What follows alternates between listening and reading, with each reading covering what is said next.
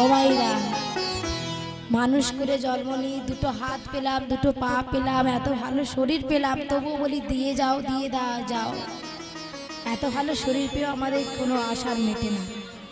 কত ব্যক্তি আছে কানা খোড়া, কত ব্যক্তি আছে দেখতেই পায় না। আপনারা এখানে আছেন বুঝবেন না, স্টেশন রেলওয়ের দিকে চলে যাবেন, রেল স্টেশনের দিকে দেখবেন কত ব্যক্তি, কেউ চোখে দেখতে পায় না, কেউ ভালোভাবেই চলাফেরা করতে পারে না, কত পঙ্গু ব্যক্তি, কেউ বোবা, কেউ কথা বলতে পারে।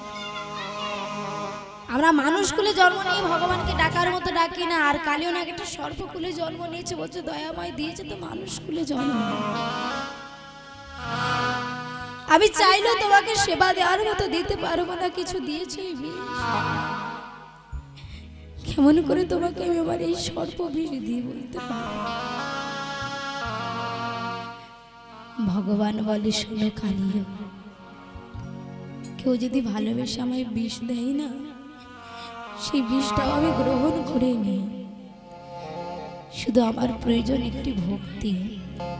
কে আমায় রাজ সিংহাসনে খেতে দিল, কে আমাকে ভালো থালায় খেতে দিল, কে দধি দিল, মিষ্টান্ন দিল, কে আমাকে ভালো যাগযজ্ঞ করে বাহিক আড়ম্বর দিয়ে সেবা দিল, সেটা আমি দেখি না।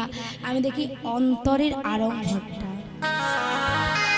বাইরে সাজানো গোছানো আমি দেখি না, দেখি যার মনে ভক্তি আছে। কি গো মা, ভগবান ভালো খাওয়ার আশা করে?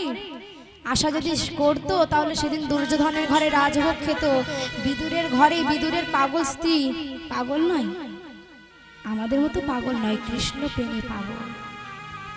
বিদুরের স্ত্রীর হাতে কলার খোসা খেলো। বিদুরের স্ত্রী এতই ভগবানকে দেখে পাগল হয়েছে, ভগবানকে কোলাগুলো ফেলে দিচ্ছে, খোসাগুলো ছাড়িয়ে দিচ্ছে।